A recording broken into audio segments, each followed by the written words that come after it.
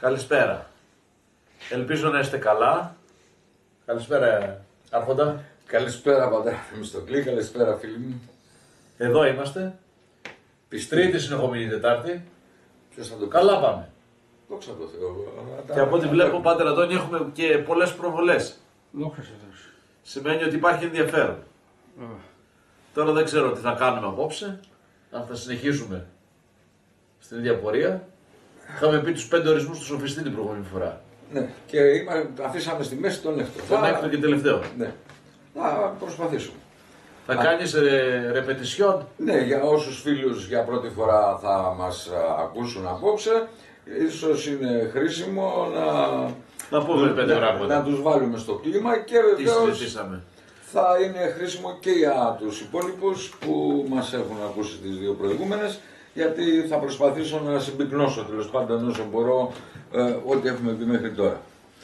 Αρχίζω. Να καλησπέρισουμε και τον πατέρα Αντώνιο. Τον πατέρα Αντώνιο βεβαίως και καλύτερο. Την Πρεσβυτέρα Μαρία, την Ελευθερία, την Παρασκευή. Το θέμα. Εδώ μπορείτε φίλοι και φίλοι στα σχόλια, περιμένουμε εμείς. Μην μας ξεχάσετε. Τέλος πάντων, αγαπητοί φίλοι και φίλες, δεν μας φτάνει σκέτο το φίλοι τώρα. Συμπεριληπτική γλώσσα. Έτσι. Θα φάμε ξύλο. Θέλω να πιστεύω. Ο Φιλτάτη ο Μίγρης. Μπράβο, πάντα θα βρει και κάτι κανένας να τα μπερδουκλώνει. Πιστεύω πως και εσείς όπως και εγώ αισθάνεστε ότι μέσα από το κείμενο του σοφιστή έχουμε το προνόμιο να απολαμβάνουμε χάρη στην λίγο πολύ ίδια γλώσσα την συντροφιά και τη ζωντανή συζήτηση μιας παρέας διανοουμένων στην κλασική Αθήνα στα μέσα του 4ου π.Χ. αιώνα. Και αυτό νομίζω πως από μόνο του είναι συγκλονιστικό. Όπως θυμάστε, στην πρώτη συνάντηση ανταμώσαμε τα πρόσωπα του διαλόγου, τον Σοκράτη, τον Θόδωρο, τον μαθηματικό από την Κυρίνη, τον νεαρό μαθητή του Σοκράτη Θεέτητο, επίσης δυνατό στα μαθηματικά και μαθητή στη φιλοσοφία, τον νεότερο Σοκράτη και έναν ακόμη από την Ελέα της Κάτω Ιταλίας, γνωστό του Θόδωρου και άγνωστος στους άλλους μέχρι τη στιγμή που όλοι τους συναντήθηκαν σε κάποιο σημείο της αρχαίας αγοράς, στο κέντρο μιας πολύβουης και ζωντανής Αθήνας, όπου γύρω στο 365 με 361 π.Χ. αριθμούσε περίπου 40.000 πολίτες που μαζί με τους σκλάβους, τους περίοικους και τους καθημερινούς ξένους επισκέπτες ξεπερνούσε τις 350.000. Μιας Αθήνας που εκείνη την περίοδο βρίσκονταν στη χρυσή εποχή της, καθώς μετά τους Περσικούς πολέμους είχε βρεθεί χάρη στο δημοκρατικό της πολίτευμα στην κορυφή του ελληνικού πολεοκρατικού κοσμοσυστήματος. Σε αυτήν την ηγεμονική πολιτεία, η ηγεμονεύουσα πνευματική τάξη ήταν εκείνη των σοφιστών, που ως περιπλανόμενοι επαμοιβοί διδάσκαλοι και δικανικοί ρήτορες κατηγορούνταν από τους γνησίους φιλοσοφούντας ότι διέφτυραν την έγκλη της παλαιότερης γενιάς σοφιστών και πως με τις διδασκαλίες τους επέφεραν ανατροπές στο πλαίσιο των πατροπαράδοτων αξιών της κλασικής Αθήνας. Ο Πλάτωνας, που στην νεότητά του είχε έντονα επηρεαστεί από τις παρμενίδιες απόψεις περί του όντος και της πραγματικότητας του κόσμου, με πρόσχημα την παρουσία του Ελεάτη Ξένου που ανήκε στο στενό κύκλο του Παρμενίδη και του Ζήνωνα, δύο επιφανών φιλοσόφων ιδρυτών της Ελεατικής Φιλοσοφικής Σχολής, διαστόματος Σοκράτη βρίσκει την ευκαιρία να θέσει στον φιλοξενούμενο της συντροφιάς την ατζέντα της συζήτησης, επιλέγοντας ως θέμα της συνάντησης τον ορισμό του σοφιστή και, αν είναι δυνατόν, του πολιτικού και του φιλοσόφου, αφήνοντας τον εξελέας ξένον να επιλέξει τον τρόπο που θα ήθελε να ακολουθήσει στην εξερεύνηση του θέματος. Ο Ελεάτης Ξένος επιλέγει τη μέθοδο των ερωταποκρίσεων, μια μέθοδο που ο Σοκράτης την είχε καταστήσει γνωστή με το όνομα μεευτική μέθοδος. Κατευθυντήριος άξονας της μεευτικής, όπως θα την εφαρμόσει ο Ελεάτης Ξένος, είναι η διαιρετική μέθοδος που από τα μέσα του διαλόγου και καθώς οδηγούμαστε προς το τέλος του, θα εξελιχθεί σε αυτό που σήμερα ονομάζουμε διαλεκτική, μια μέθοδο που βασίζεται στη λογική, τον λόγο και η οποία θεμελιώνεται πάνω σε 4 αρχές που είναι η αρχή της ταυτότητας, της μη αντίφασης, του αποκλειωμένου μέσου και του αποχρόντος λόγου. Την διαιρετική μέθοδο την είδαμε να αναπτύσσεται στην δοκιμαστική εφαρμογή της, προκειμένου να προσδιοριστεί η τέχνη του ασπαλιευτή αγκιστρωτή. Σε γενικές γραμμές, η εφαρμογή αυτής της μεθόδου έχει ως εξής. Ως αφετηρία της έχει τη σύνδεση και την ένταξή του προσδιορισμό ζητούμενου γένους, εν προκειμένου του σοφιστή, με βάση κάποιο χαρακτηριστικό του που κρίνεται σημαντικό με ένα γένος ευρύτερο ή μεγαλύτερης σημασίας. Σε μια δεύτερη φάση που έρχεται ως συνέπεια της επιλογής της πρώτης φάσης, λαμβάνει η χώρα, πραγματοποιείται, η υποδιέρεση του ευρύτερου καθολικού γένους σε δύο επιμέρους γένη που συλλαμβάνονται δια του νου, σημαντική έννοια του φαντάσματος, και τα οποία θεωρείται πως έχουν μια ορισμένη πραγματική ύπαρξη. Σε αυτή τη διαρκή διχοτομική πορεία των δια του νου συλλαμβανωμένων επιμέρους γενών, παραμερίζονται εκείνα τα γέννη τα οποία κρίνεται ότι δεν σχετίζονται με το ζητούμενο, ενώ όλη η διαδικασία δεν τερματίζεται παρά μόνο όταν με τη συμφωνία των διαλεγωμένων, κοινή ομολογία, προκύψει το ζητούμενο γένος και διατυπωθούν ρητά τα χαρακτηριστικά του, όπως τουλάχιστον τα ανέδειξε η συγκεκριμένη εφαρμογή της μεθόδου. Έτσι διαπιστώσαμε στον πρώτο ορισμό του σοφιστή ότι αυτός είναι ένας κυνηγός που στρέφεται σε έμψυχα χερσαία όντα και δι' ανθρώπους, που μέσω της πειθούς σε κατηδίαν συζητήσεις παρέχει, όπως ισχυρίζεται, έναντι χρημάτων εκπαίδευση στα πλέον ενδιαφέροντα για τους σκοπούς του θυράματα, που είναι νέοι οι οποίοι έχουν πλούτο και ξεχωριστή κοινωνική καταγωγή. Θα θυμάστε ότι στη διάρκεια της πρώτης μας συνάντησης είχαμε επισημάνει, παρατηρήσει, ότι η διαιρετική μέθοδος όπως ακολουθείται από τον Πλάτωνα ποτέ δεν είναι άκαμπτη, αλλά ανάλογα με την πτυχή του θέματος που τον απασχολεί και θέλει να διερευνήσει, επικεντρώνεται άλλοτε στο δρόν υποκείμενο, το σοφιστή, και όπου κρίνεται σκόπιμο, αλλάζει τη στόχευση επιλέγοντας την πράξη του υποκειμένου, δηλαδή τη σοφιστική. Στο σημείο αυτό διαπιστώσαμε ότι για τον Πλάτωνα δεν είναι αντικειμενικός και πρώτος στόχος η υπερίσχυση σε έναν βίαιο ανταγωνισμό με διακύβευμα την ηγεμονία στο πνευματικό πεδίο μέσα στην πόλη της Αθήνας και στην πολιτική κονίστρα της πολιτείας των Αθηναίων, με μια επιχειρηματολογία που θα κέρδιζε με τις εντυπώσεις, αλλά επί της ουσίας δεν θα κλώνιζε τη θέση των σοφιστών μέσα στην αθηναϊκή κοινωνία. Κρίνεται λοιπόν από τους συνομιλητές ότι η προσπάθεια πρέπει να συνεχιστεί μέχρι να αναδειχθεί πλήρως η αλήθεια που εμπεριέχεται τόσο στην τέχνη του σοφιστή, τη σοφιστική, όσο και στον σοφιστή τον ίδιο που την κάνει πράξη μετέχοντας σε αυτή. Αυτό το επιβεβαιώνει ο παρακάτω λόγος του Ελεάτη Ξένου, ο οποίος έχει ως εξής. Ας το δούμε όμως και από μια άλλη άποψη. Δεν έχουμε βάλει άλλωστε στόχο της τωρινής αναζήτησής μας μια δραστηριότητα που έχει τα χαρακτηριστικά μιας τέχνης ανάξιας λόγου, φαύλης στο πρωτότυπο, αλλά αντίθετα μια ιδιαίτερα πολυσύνθετης, μάλα ποικίλης στο πρωτότυπο.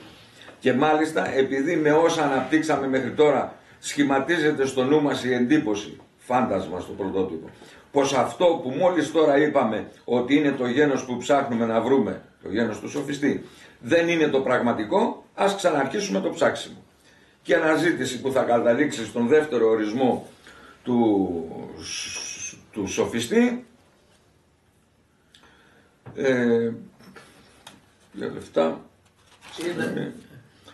θα καταλήξει στο δεύτερο ορισμό, αρχίζει ακολουθώντας πάντα τη διαιρετική μέθοδο, τα καθοδικά μονοπάτια από την τέχνη των αγοροπολισιών. Στην κατάληξή της έχουμε έναν ορισμό της σοφιστικής, σύμφωνα με τον οποίο η σοφιστική είναι μέρος της αποκτητικής τέχνης, κατόπιν της συναλλακτικής, της τέχνης των αγοροπολισιών, της εμπορικής και μετά της ψυχεμπορικής τέχνης, η οποία ασχολείται με την πώληση λόγων και γνώσεων σχετικών με την αρετή. Ακολούθησε μέσω της τρίτης και τέταρτης διαίρεσης των αγοροπολισιών, από τις οποίες προέκυψε ο τρίτος ορισμός του σοφιστή, που ήθελε το σοφιστή να είναι όχι μεταπράτης έμπορος, αλλά αυτοπόλης που διαθέτει στη λιανική ένα προϊόν, γνώση, εκπαίδευση που παράγει ο ίδιος. Η κοπιώδης έρευνα με βάση τη διαιρετική μέθοδο συνεχίστηκε, κατέληξε σε έναν ακόμη ορισμό του σοφιστή, τον πέμπτο, σύμφωνα με τον οποίο αυτός αποδείχτηκε ότι είναι ένας αθλητής των αγώνων που διεξάγονται με λόγους, επιχειρήματα, και ο ίδιος ο σοφιστής είχε κατοχυρώσει για τον εαυτό του την ηγεμονία του στο πεδίο της εριστικής τέχνης. Μπροστά στο διαφαινόμενο αδιέξοδο της διαιρετικής μεθόδου, εξαιτίας των πολλαπλών ορισμών που παράγει για το ίδιο πράγμα, κάτι που συσκοτίζει παρά φωτίζει τον πολυσύνθετο χαρακτήρα της τέχνης του σοφιστή, ο Ελεάτης Ξένος εισηγείται στον θεέτετο μια ποιοτική αναβάθμιση της διαιρετικής μεθόδου, εισάγοντας αυτήν την έννοια της τέχνης της καθάρσεως, που στο σημασιολογικό εύρος της συμπεριλαμβάνει τόσο την πνευματική, ηθική, θρησκευτική, αλλά και την υλική θεραπευτική διάσταση ως εσωτερικές καθάρσεις που θα μπορούσαν να εννοηθούν και σε εκείνες τις εξωτερικές που θα μπορούσαμε να τις ονομάσουμε καθαρισμό ή καλοπισμό. Πάνω σε αυτή την ποιοτική αναβάθμιση της μεθόδου, στην προηγούμενη συνάντηση, εντοπίσαμε την ανάδυση ενός προβλήματος που αναφύεται από την συσχέτιση και τη διάκριση μεταξύ μιας θεώρησης προσανατολισμένης στην δια της λογικής, των λογικών επιχειρημάτων, διάκρισης του χειρότερου από το καλύτερο και του όμοιου από το όμοιο, και μιας αξιολογικής θεώρησης όπου το χειρότερο και καλύτερο ή το όμοιο από το όμοιο εκλαμβάνονται είτε με τη σημασία του ανώτερου κατώτερου, είτε με εκείνη του καλόβουλου ή κακόβουλου που ενέχει πρόθεση από την πλευρά του υποκειμένου.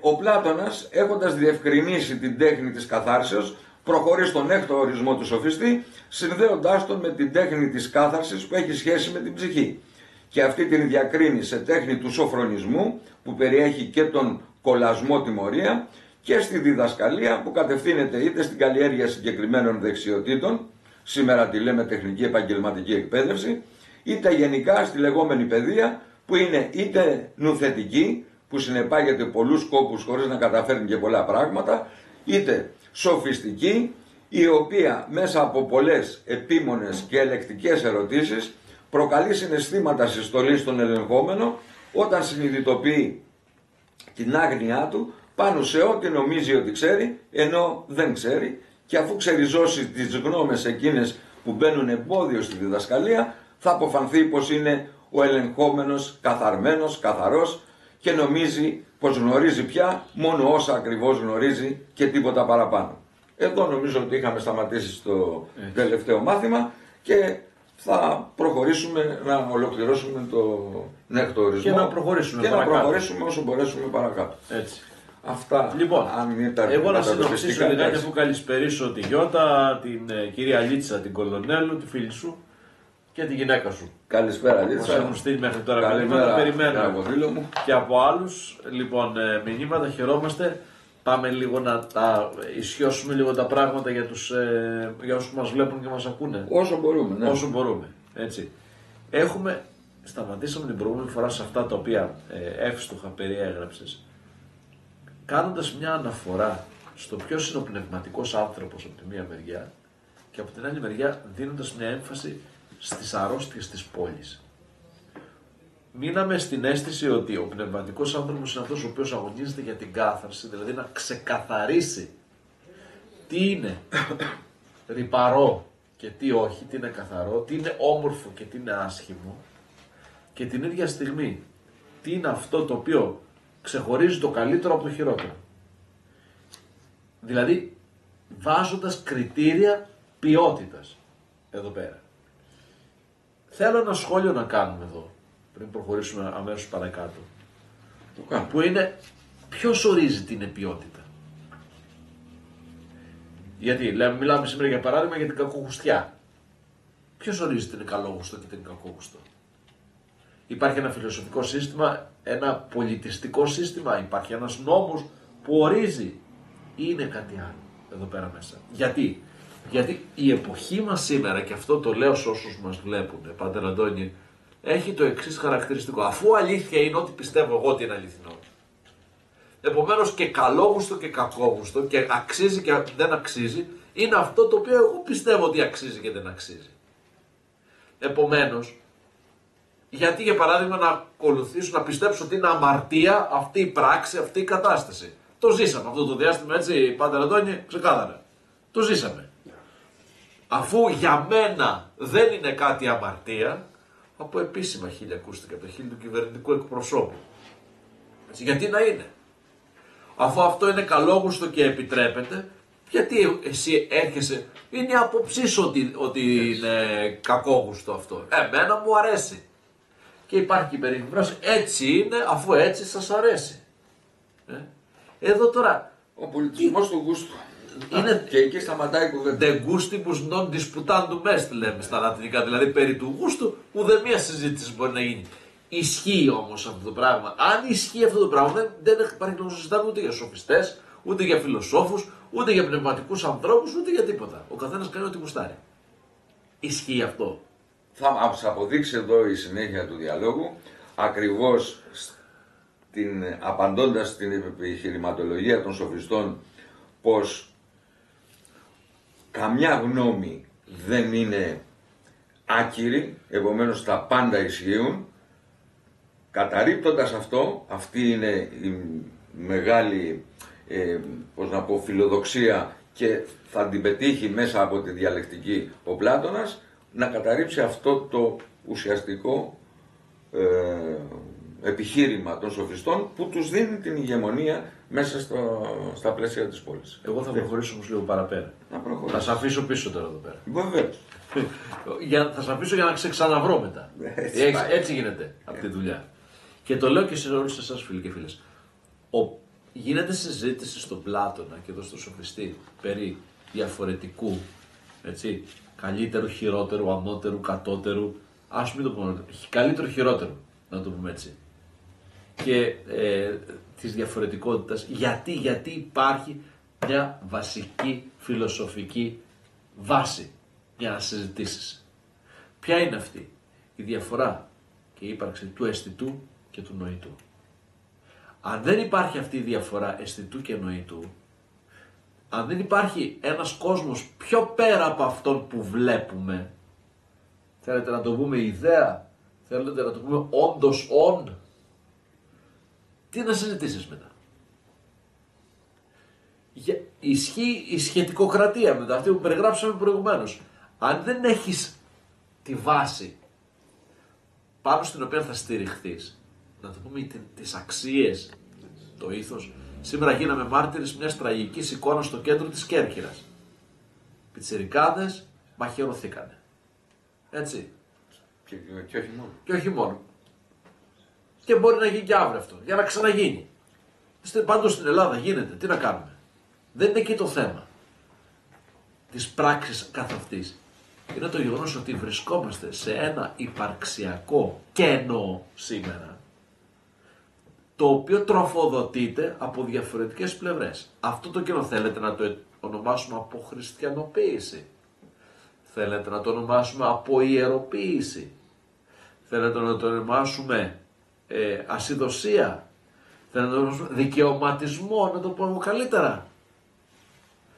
Αυτό το κενό γεννά τέτοια φαινόμενα.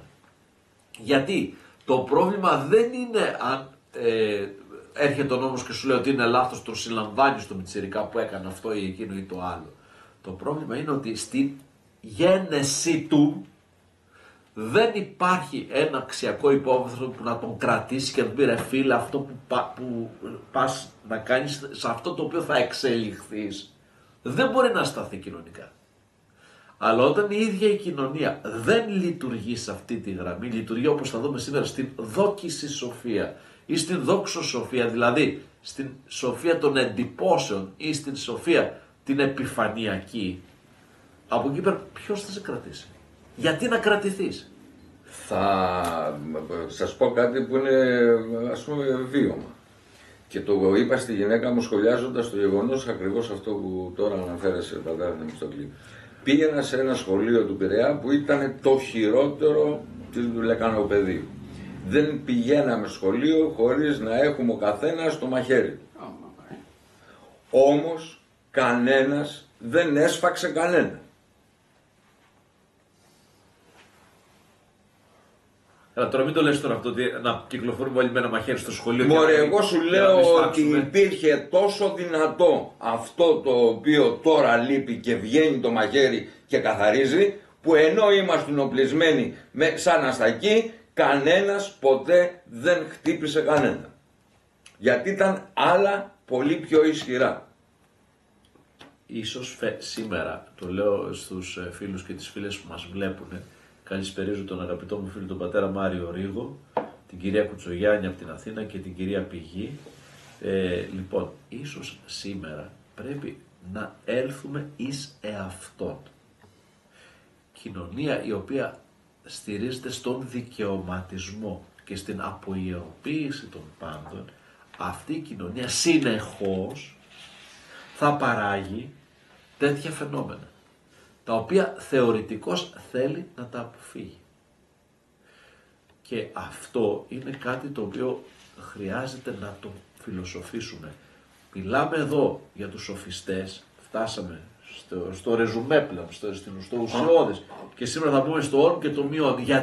Γιατί συζητάει ο Πλάτωνας δια του ξένου Ελεάτη, δια του Θεόδωρου, δια του Θεέτητου, δια του Σοκράτη, δι' όλων των ηρώων, των πρωταγωνιστών των διαλόγων, συζητά την αλήθεια, περί της αληθείας. Τι είναι αληθινό? Το αληθινό δεν μπορεί να είναι εκτός της ποιότητας. Αληθινά, όπως τα βλέπουμε, είναι όλα, και το να σε μαχαιρώσω αλήθεια είναι. Δεν είναι ψέμα, το κρατάω μαχαίρι αλήθεια είναι. Δεν είναι το πρόβλημα το αληθινό. Η αλήθεια, τι είναι αλήθεια? Τι ορίζεται ως αλήθεια? Τι ορίζεται ως αποδεκτό? Τι ορίζεται ως ιερό? Τι ορίζεται ως βάση για να συνυπάρξουμε οι άνθρωποι? Μιλήσαμε την προηγούμενη φορά για την πόλη, η οποία είναι η διχόνοια, είναι αρρώστια, λέει. Ακριβώς. Και η ακαλαισθησία και η ασχήμια είναι ασχήμια στην πραγματικότητα. Αυτά τα στοιχεία, για να τα δεχτείς, σημαίνει ότι η πόλη, το ανήκει, το σύνολο, το δέχεται. Δεν είναι θεωρίες. Επιτέλους πρέπει να πάψει αυτός ο σχετικισμός που έχουμε, όλα σχετικά, γι' αυτό και ανεκτά λέγανε οι εγκυκλοπαιδιστές και οι διαφωτιστές. Είναι καταστροφή αυτό το πράγμα. Προφανώς όλα σχετικά είναι. Προφανώς μπορεί να πιστεύεις ή να μην πιστεύεις κάποια πράγματα, αλλά συνολικά δεν μπορεί να είναι όλα σχετικά. Δεν μπορείς να δικαιολογήσεις τον πιτσιρικά που βγάζει μαχαίρι.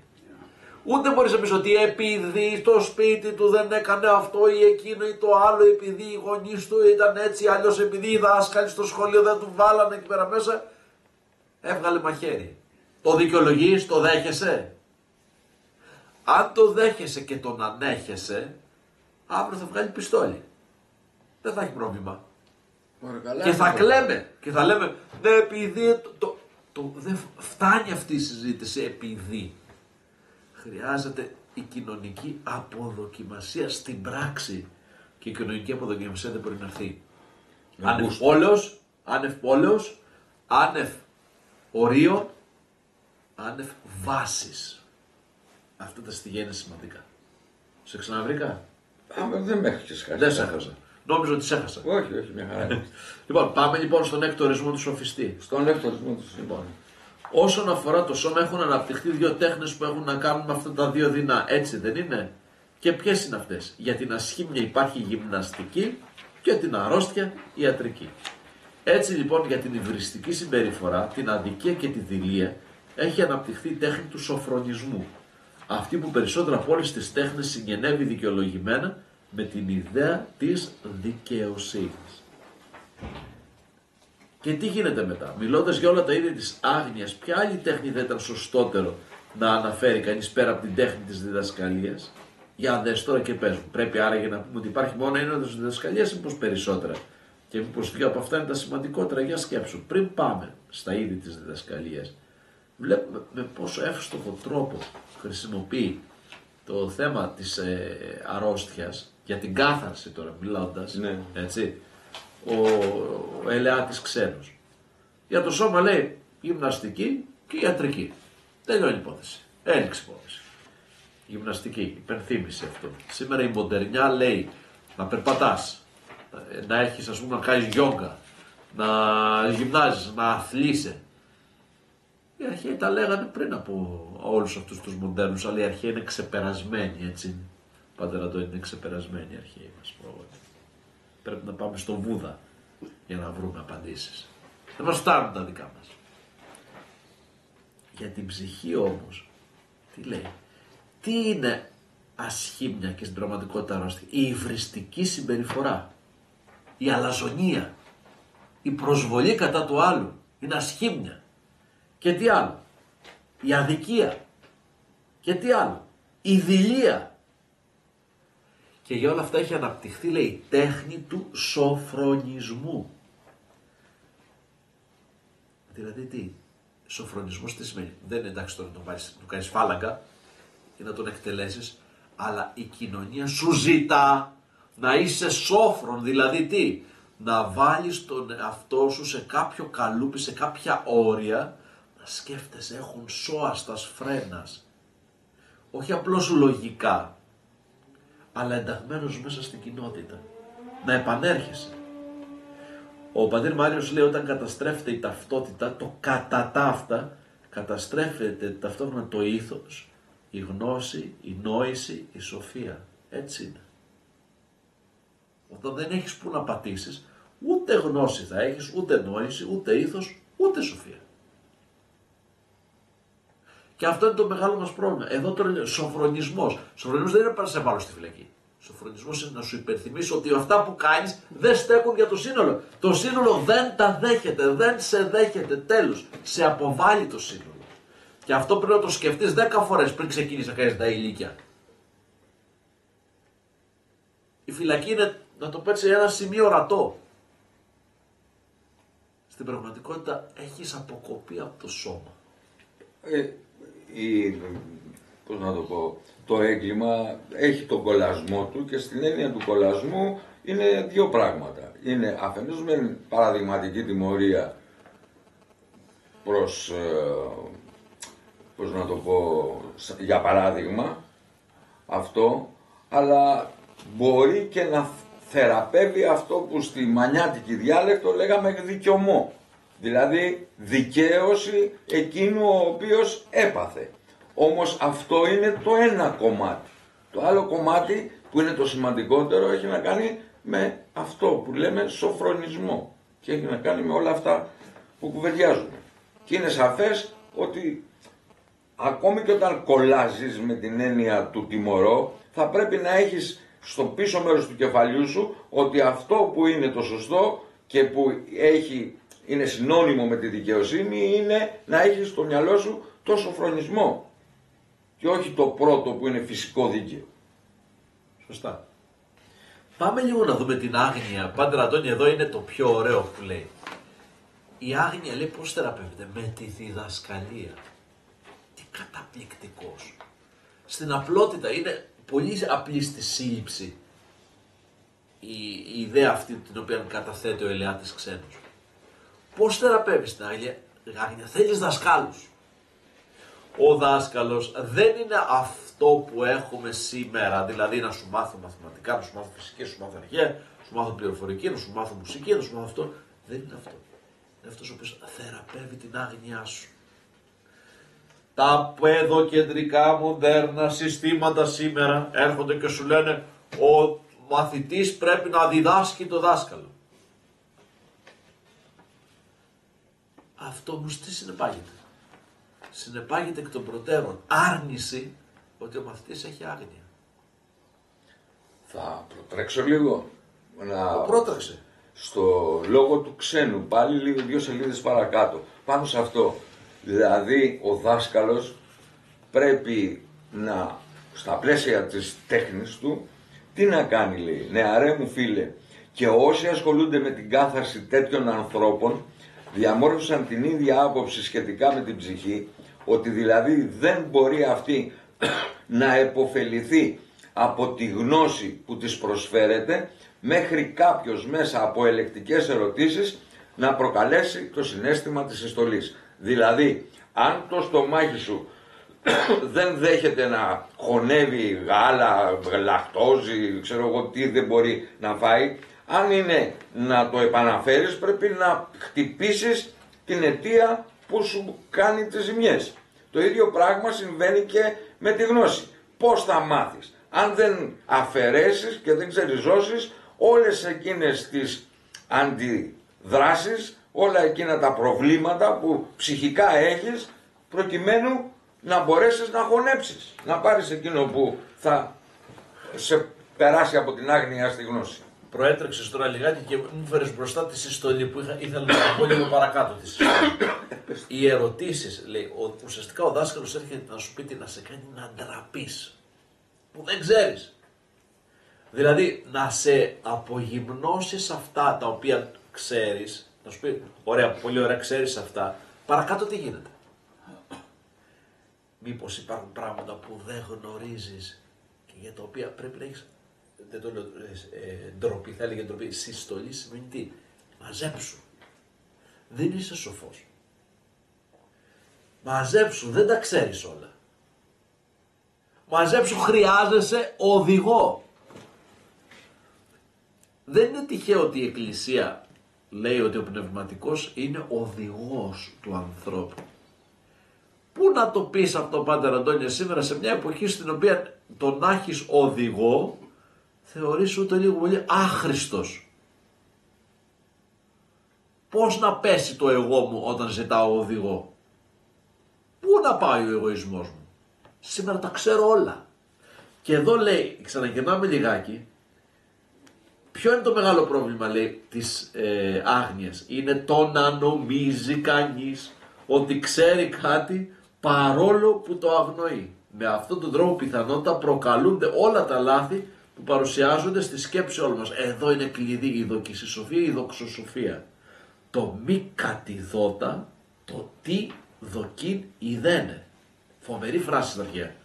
Ποιο είναι το μεγάλο πρόβλημα? Το μη κατηδότα, δοκίν τι ιδένε. Το να σου φαίνεται ότι γνωρίζεις και να μην το συνειδητοποιείς ότι δεν γνωρίζεις. Και αυτό... Όχι, περίμενε. Δεν θα φύγω. Μείνε εδώ πέρα, είναι σημαντικό. Αυτό είναι το κλειδί. Θα μείνω. Έτσι. Θέλω να τονίσω ότι αυτό δεν αφορά μόνο τον εκπαιδευόμενο. Θέλω να τονίσω ότι είναι σημαντικό πράγμα για εκείνον που αναλαμβάνει την ευθύνη να διδάξει. Είχα συζήτηση πριν από 2 μέρες με τον Αριστίδη. Λοιπόν, σε διδασκαλία μέσα το μεγάλο του ως σύμβουλος του συγκεκριμένου μαθήματος ήταν ότι διέγνωσε στα πλαίσια ενός δοκισισμού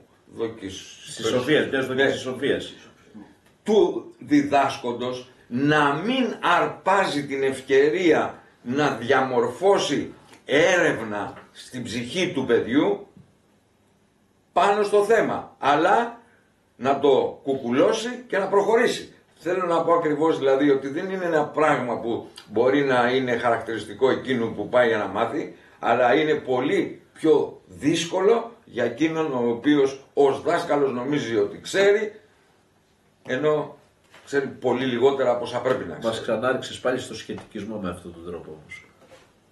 Δεν σας ξαναρίχνω στο σχετικισμό, γιατί κανένας δεν μπορεί να θεωρεί ότι επειδή βρίσκεται σε μία θέση και ασκεί τέχνη, είναι σοφός.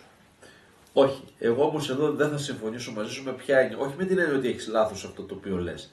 Θα διαφωνήσω από την άποψη ότι δεν πρέπει εκ των προτέρων να σχετικοποιούμε τη διαδικασία της γνώσης. Αυτός ο οποίος αναλαμβάνει να διδάξει, οφείλει να έχει ξεκαθαρίσει μέσα του τι είναι αυτά τα οποία θα διδάξει και να τα έχει μάθει καλά, να τα ξέρει καλά. Εκεί είναι το πρόβλημα. Αν δεν ισχύει αυτό το πράγμα και έχει άγνοιες, καλύτερα να κάτσει στο σπίτι του. Έχει σημασία αυτό. Εν πάση περιπτώσει όμως, επειδή δεν θα διδάξει όλη την επιστήμη στα παιδιά, στους πολίτες, θα διδάξει συγκεκριμένα πράγματα, τουλάχιστον οφείλει αυτά τα οποία θα διδάξει να τα ξέρει καλά και οφείλει, αν θες να το πω έτσι, να αρπαχτεί κιόλας από αφορμές που του δίνονται, ώστε να βελτιώσει και ο ίδιος την εσωτερική του κατάσταση, ναι. Αλλά αν μπω στη λογική να αμφισβητήσω, όπως γίνεται σήμερα, αυτόν ο οποίος αναλαμβάνει να διδάξει, τότε στην πραγματικότητα τι έχω κάνει? Έχω ισοπεδώσει τα πάντα. Και εδώ το πρόβλημα του Ελεάτη Ξένου, που επιτίθεται στους σοφιστές, είναι ότι αυτός εκ των πραγμάτων τους κρίνει, γιατί ξέρει ότι δεν τα ξέρουν όλα και θα έρθει να τους το αποδείξει αυτό το πράγμα. Δηλαδή αυτός δεν τους αναγνωρίζει το δικαίωμα να διδάσκουν στους νέους της Αθήνας και των άλλων πόλεων, γιατί αυτοί όντως δεν έχουν επίγνωση του τι δεν γνωρίζουν. Εδώ το ερώτημα, προεκτείνοντας αυτό το παράδειγμα το οποίο χρησιμοποιείς, είναι ποιος είναι αυτός σήμερα που ελέγχει εσένα, εμένα? Είναι η πολιτεία. Πόσο έτοιμος είμαι εγώ να αποδεχτώ τον έλεγχο της πολιτείας δια του πατρός Αντωνίου, δια της πρεσβυτέρας Μαρίας, δια του πατρός Ιωάννου, δια του κυρίου Μαυρομιχάλη? Πόσο έτοιμος? Όταν στην πολιτιακή συγκρότηση η γεμονεύουσα άποψη είναι του σοφιστή, εσύ περιμένεις ότι θα ευδοκιμήσει ο Πλάτωνας με την θεωρία εκείνη? Δεν με ενδιαφέρει, γιατί αλλιώς να το κλείσουμε το μαγαζί και να πάμε στο σπίτι μας απόψε. Δεν χρειάζεται να συζητήσουμε καθόλου. Εγώ πιστεύω ξεκάθαρα και το δηλώνω και κάνουμε αυτόν τον αγώνα εδώ πέρα, τον οποίο κάνουμε όλα αυτά τα χρόνια, γιατί δεν με ενδιαφέρει τελικά αν η πολιτεία θα καταφέρει να ελέγξει. Με ενδιαφέρει η συνείδησή μου, εμένα. Με ενδιαφέρει να πω αυτό το οποίο ζω διαβάζοντας αυτά τα κείμενα. Και όποιος θέλει να ακολουθήσει, ας ακολουθήσει. Διότι αλλιώς, αν περίμενα από την πολιτεία ή από τον εαυτό μου ή από τον πατέρα Αντώνιο ή από σένα να είσαστε το ελεγκτικό συνέδριο, θα ήμουν κρυμμένος, οχυρωμένος πίσω από τη λογική της σχετικοκρατίας και θα είχα τελειώσει, θα τα είχα λύσει όλα τα προβλήματά μου, δεν θα άλλαζε απολύτως τίποτα. Λοιπόν, η δοκισισοφία είναι το μεγάλο πρόβλημα. Η δοξοσοφία αλλιώς. Η δοκισισοφία, την οποία ο Ελεάτης Ξένος τη λέει, εσείς οι σοφιστές κάνετε ό,τι ξέρετε, μάλλον όχι κάνετε ό,τι ξέρετε, ξέρετε αλλά δεν ξέρετε τι δεν ξέρετε.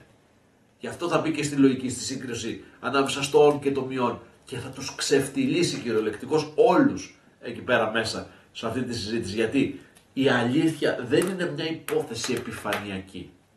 Η αλήθεια θέλει βάθος, θέλει συζήτηση, θέλει βάση. Είναι αυτό ανάμεσα στο ον και το μειον, το αισθητό και το νοητό. Τι είδους μέθεξη μπορείς να κάνεις. Αυτό είναι το μεγάλο πρόβλημα. Και θέλω να συνεχίσουμε λιγάκι. Και νομίζω, λέει, ότι αυτό το είδος άγνοιας και μόνο αποκαλείται αμάθεια. Μόνο η δοκισισοφία, λέει, είναι η αμάθεια. Όλα τα άλλα, όλες τις άγνοιες, τις άλλες μορφές άγνοιας, μπορεί να πεις ουδής εκών. Κανείς δεν είναι από τη θέλησή του κακός. Δεν το ξέρω καημένος και εδώ τώρα ο αμαθής είναι μόνο ο δοκισίσοφος. Δηλαδή αυτός ο οποίος βγαίνει στο φουμπού, να το πω, βγαίνει στα portals, βγαίνει με την τοξικότητά του και θάβει τους πάντες και τα πάντα και δεν ξέρει τι του γίνεται.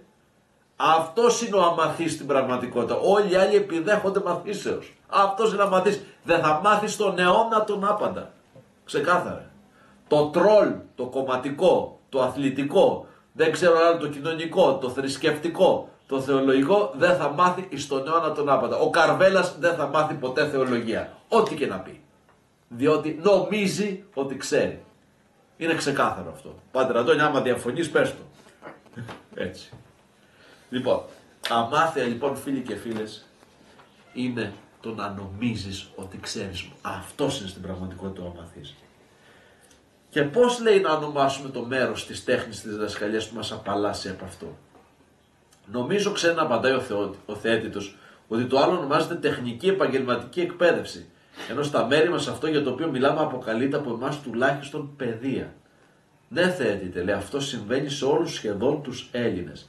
Πρέπει όμως να εξετάσουμε και το εξής: αν είναι ίσως στο σύνολό της μία και αδιαίρετη, ή αν επιδέχεται κάποια υποδιαίρεση που θα άξιζε να της δοθεί ένα όνομα. Πάλι η διαιρετική μέθοδος εδώ, διότι σου λέει τώρα θα τα ξεκαθαρίσουμε όλα. Μου φαίνεται λοιπόν ότι πως και για αυτή υπάρχει τρόπος να διαιρεθεί την παιδεία. Πώς ακριβώς, αν πάρουμε λέει τη διδασκαλία που βασίζεται στο λόγο, το ένα τμήμα της φαίνεται να πορεύεται σε δρόμο κακοτράχαλο, το άλλο όμως δείχνει πιο ομαλό. Η μία είναι η αρχαιοπρεπής μέθοδος των πατέρων μας, την οποία σε μεγάλο βαθμό χρησιμοποιούσαν προς τους γιους τους και πολλοί από αυτούς ακόμη και τώρα χρησιμοποιούν. Εάν τυχόν έβλεπαν πως οι γη έκαναν κάποιο λάθος, κάποιες φορές τους αντιμετώπιζαν με αυστηρότητα και κάποιες άλλες τους παρότριναν με ήπιο τρόπο.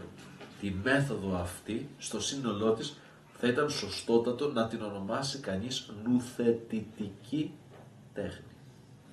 Στάσε εδώ. Πες το. Όχι, δεν είναι. Θα λέω λίγο πιο κάτω θέλω να σχολιάσω. Εδώ λοιπόν φίλοι και φίλες, προσέξτε.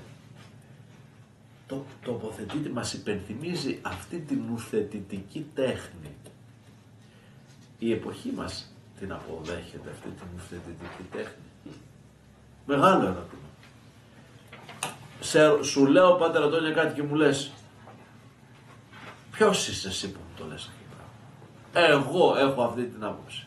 Μου λες εσύ και σου λέω, ποιος είσαι εσύ που θα μου πεις αυτό το πράγμα? Εγώ έχω αυτή την άποψη. Όταν η Εκκλησία στην παράδοσή της, φίλοι και φίλες, έχει ενδιαφέρον αυτό, μας μιλάει για υπακοή. Μας μιλάει για εκμυδένιση της, να το πω έτσι, της προσωπικότητάς μας. Παρότι στην ασκητική παράδοση έχουμε και μερικές τέτοιες υπερβολές, αλλά δείχνουν κάτι άλλο αυτές οι υπερβολές, δεν θα το πούμε απόψε. Όταν σου λέει η Εκκλησία υπάκουσε και στο προτείνει αυτό, γιατί το κάνει? Γιατί αποδέχεσαι ότι έχεις κάποιον ως οδηγό. Και χρειάζεσαι αυτή τη νουθετητική τέχνη, έτσι, γιατί? Για να μπορέσεις τι να κάνεις? Να αντιμετωπίσεις το λάθος. Και άλλες λέει φορές τους αντιμετωπίζουν με αυστηρότητα και άλλες τους παροτρύνουν με ήπιο τρόπο. Απ' την άλλη λέει κάποιοι φαίνεται πως έχουν εξετάσει προσεκτικά το θέμα και έχουν καταλήξει στην άποψη ότι κάθε είδους αμάθεια είναι ακούσια και ότι όποιος θεωρεί τον εαυτό του σοφό ποτέ δεν θα ήθελε να μάθει κάτι από αυτά στα οποία πιστεύει πως είναι απίστευτα ικανός, καθώς επίσης ότι το νουθετητικό είδος της παιδείας συνεπάγεται πολλούς κόπους χωρίς να καταφέρουν και πολλά πράγματα. Έτσι ξεκινούν την προσπάθεια για το ξερίζωμα αυτής της αντίληψης με άλλον τρόπο. Κάνουν πολλές και επίμονες ερωτήσεις σχετικά με τα ζητήματα, πάμε εδώ πέρα που είπες προηγουμένως, για τα οποία κάποιος ενδέχεται να νομίζει ότι έχει μια αναξιόλογη άποψη, μόνο ότι αυτά που λέει είναι ανάξια λόγο. Έπειτα, επειδή ακριβώς οι άνθρωποι αυτοί πλανώνται, βάλουν εύκολα σε έλεγχο τις απόψεις τους, τις εξετάζουν ενιαία με βάση λογικά επιχειρήματα και τις στρέφουν προς το ίδιο σημείο αντιπαραβάλλοντας τη μία με την άλλη, και αφού τις θέσουν σε κοινή βάση, δείχνουν με σαφήνεια ότι αντιφάσκουν μεταξύ τους, καθώς αυτοί δυσοραστούνται με τους εαυτούς τους, καθώς αναφέρονται στον ίδιο χρόνο για τα ίδια ζητήματα, σε σχέση με τα ίδια πράγματα και από την ίδια άποψη. Και όσοι τα βλέπουν στον ίδιο χρόνο, στα ίδια ζητήματα, σε σχέση με τα ίδια πράγματα και από την ίδια άποψη. Χρόνος, ταυτότητα συζήτησης, σχέση ταυτόχρονα και από την ίδια άποψη. Στο σημείο αυτό δεν υπάρχει δυνατότητα διαλόγου αν δεν υπάρχουν αυτές οι βάσεις. Οι υπομνηματιστές του κειμένου του σοφιστή θεωρούν το χωρίο αυτό κομβικής σημασίας. Διότι εδώ έχουμε μια πρώτη διατύπωση ή μια ρητή και εν της πράγμαση συνειδητοποίηση της σημασίας που έχει στη φιλοσοφική έρευνα η αρχή της μη αντίφασης, η οποία έμελε ασφαλώς να αποκτήσει μια εξέχουσα θέση κατά την περαιτέρω ανάπτυξη και κωδικοποίηση που γνώρισαν οι αρχές της λογικής στην πρώιμη διατύπωσή τους και στα πλαίσια της Αττικής φιλοσοφίας, στο έργο του Αριστοτέλη. Ο Σταγηρήτης φιλόσοφος στο βιβλίο του «Μετά τα φυσικά» ουσιαστικά αναδιατυπώνει, γενικεύοντας το λόγο του ελεάτη ξένου σε αυτό το χωρίο, ως όρο κάθε λογικότητας, χάρη της επίτευξης της επιστημονικής γνώσης. Σύμφωνα λοιπόν με αυτή την αρχή της μη αντίφασης, κατά τον Αριστοτέλη, κάθε έννοια δεν είναι δυνατόν να νοείται ως αντίθετη του εαυτού της, αλλά και του συνόλου των γνωρισμάτων της. Και στο αρχαίο το γάρ αυτό άμα υπάρχεινται και μη υπάρχειν αδύνατον. Το αυτό και κατά αυτόν. Μετά τα φυσικά, αυτό είναι πολύ σημαντικό και θεωρείται ότι είναι η βεβαιοτάτη των αρχών απάντων. Λοιπόν, ο πατήρ Μάριος παρατηρεί κάτι, ότι σήμερα θριαμβεύει η αιριστική τέχνη. Έτσι. Και ότι οι φαύλοι κύκλοι της μάθησης έχουν σαν αποτέλεσμα να συγχέεται η αλήθεια με το ψεύδος, το ορθό και το λάθος. Αυτή η φαύλη κύκλη της μάθησης. Και αυτό είναι δυστυχώς ένα πολύ μεγάλο πρόβλημα. Και αυτές οι αντιφάσεις, η αρχή της μη αντίφασης, στην πραγματικότητα είναι ο λόγος για τον οποίο αν το πετύχεις, έχεις δίκιο. Το δίκιο δεν είναι, θέλει να το εξετάσεις από πολλές πλευρές για να διατυπώσεις το δίκιο με την έννοια της αλήθειας περισσότερο, έτσι. Αλλιώς δεν γίνεται τίποτα. Αν δεν το ψάξεις. Είναι, πώς να πω, θα μας το πει λίγο παρακάτω, ότι εάν φτάσεις σε κατάσταση που δεν μπορείς να μιλήσεις, το πιο λογικό πράγμα που ξεμπερδεύει τα πάντα είναι βγάζεις το σκασμό. Σιωπή. Για ένα πράγμα που... Αλλά αυτό είναι απορριπταίο εξ αρχής. Και επομένως πρέπει να συνεχίσεις. Αλλά για να συνεχίσεις πρέπει να μπορεί να διαλεχθείς. Να τα πάλι που ξαναρχόμαστε στο ίδιο πράγμα. Έτσι. Έχει ενδιαφέρον ότι παρακάτω συνεχίζει και λέει ότι μέσα από αυτή την έννοια της συζήτησης και της επικοινωνίας, μέσα από τον έλεγχο των επιχειρημάτων, απαλλάσσεσαι, λέει, από την υπεροψία και την ισχυρογνωμοσύνη. Τα μείζωνα χαρακτηριστικά της εποχής μας, η υπεροψία και η ισχυρογνωμοσύνη. Δεν υπάρχει κάτι άλλο. Υπερόπτης είναι αυτός ο οποίος νομίζω ότι τα ξέρει όλα. Ισχυρογνώμη είναι αυτός ο οποίος πεισματικά του αποδεικνύει, ρε παιδί μου, δεν έχεις δίκιο για αυτόν και όχι, εγώ έχω δίκιο. Αυτό είναι το τραγικό της όλης της ιστορίας. Και εδώ έχεις, λέει, τη ευχαρίστηση. Αυτός ο οποίος έχει επίγνωση και μαθαίνει μέσα από τον διάλογο, μέσα από τις ερωτήσεις, μέσα από όλα αυτά, το ευχαριστιέται. Έχει αυτή η φράση πολύ μεγάλη ευχαρίστηση, φίλοι και φίλες, είναι πολύ σημαντική γιατί την έχουμε λησμονήσει στο εκπαιδευτικό σύστημα. Λέμε από όλα τα μαθήματα το διάλειμμα μ' αρέσει. Να πάω στο σχολείο να κάνω μπάχαλο. Να πάω στο σχολείο να περάσω καλά. Ποια είναι η χαρά που παίρνεις από τη μάθηση? Έχουμε αναρωτηθεί ποτέ? Ποια είναι η χαρά που παίρνεις από τη συνάντηση? Ποια είναι η χαρά που παίρνεις από τη συζήτηση? Όταν όλα στη λογική, έχει δίκιο μεγάλο ο κύριος Γιανναράς που επισημαίνει πολύ αυτό το πράγμα. Ότι όλα έχουν γίνει χρηστικά. Όλα έχουν μπει στην λογική της αποτελεσματικότητας. Δεν την αρνιέται κανένας. Αλλά πώς έρχεται? Στα πλαίσια ενός καταναγκασμού, ενός συστήματος τέτοιου ή στα πλαίσια της χαράς που προσφέρεται μέσα στη σχέση και που θα γεννήσει και το αποτελεσματικό? Όμως εδώ, κοίταξε τι λέει. Όπως οι γιατροί, λέει, που ασχολούνται με τα σώματα, θεωρούν ότι κανένα σώμα δεν μπορεί να απολαύσει την τροφή που του προσφέρεται προτού αποβάλει κάποιος όσα στοιχεία στο εσωτερικό του λειτουργούν ως εμπόδια. Έτσι, νεαρέ μου φίλε, ερχόμαστε πάλι σε αυτό που διάβαζες. Και όσοι ασχολούνται με την κάθαρση τέτοιων ανθρώπων διαμόρφωσαν την ίδια άποψη σχετικά με την ψυχή, ότι δηλαδή δεν μπορεί αυτή να υποφεληθεί από τη γνώση που της προσφέρεται, μέχρι κάποιος μέσα από ελεγκτικές ερωτήσεις να προκαλέσει συναίσθημα συστολής σε αυτόν που δέχεται τον έλεγχο, ενώ αφού ξεριζώσει τις γνώμες που μπαίνουν εμπόδια στη διδασκαλία, θα αποφανθεί ότι ο ελεγχόμενος είναι καθαρός και νομίζει πως γνωρίζει μόνο όσα ακριβώς γνωρίζει και τίποτε παραπάνω. Εδώ τώρα, για να ολοκληρώσουμε αυτό που ξεκίνησες να λες προηγουμένως, υπάρχει το μεγάλο ερώτημα πόσο ευχαριστιόμαστε να μαθαίνουμε. Μας παρακολουθείτε, φίλοι και φίλες, και απόψε και τις προηγούμενες φορές. Μοιραζόμαστε μαζί σας κάτι που εμείς διαβάσαμε πρώτα στο Σοφιστή, με τα σχόλια, με τις παρατηρήσεις αυτών που έχουν δουλέψει πάνω φιλοσοφικά στο κείμενο, με τις δικές μας σκέψεις. Ερχόμαστε, εγώ το λέω, πιστεύω και εσείς συμφωνείς, ερχόμαστε εδώ γιατί μας άρεσε αυτό που διαβάσαμε. Και είπαμε να το κοινωνήσουμε. Και είπαμε ακριβώς να το κοινωνήσουμε. Μας άρεσε γιατί μας έβαλε στη θέση του μαθητή πρώτα απ' όλα διαβάζοντας Σκεφτόμαστε ότι είμαστε ο θεέτητος στην προηγούμενη, σε αυτή την κατάσταση και λέμε, αν ήμουν στο θεέτητος θα έλεγα ότι κοίταξε, αυτός τώρα ο τύπος, ο ξένος ο ελαιάτης, ο δάσκαλος, δεν μένει μόνο στην ουθετητική τέχνη, δηλαδή να με συμβουλέψει τι είναι σωστό και τι είναι λάθος. Δεν μου κάνει ένα κήρυγμα, δηλαδή αυτό μην το κάνεις, εκείνο μην το κάνεις, αυτό που κάνανε η παραδοσιακή μέθοδος, όπως λέει στην αρχή. Αλλά τι κάνει, με ερωτήσεις με βάζει πρώτα απ' όλα να σκεφτώ τι με εμποδίζει από το να βρω την αλήθεια. Αυτό όμως τι σημαίνει, σημαίνει ότι έχω πνεύμα μαθητείας.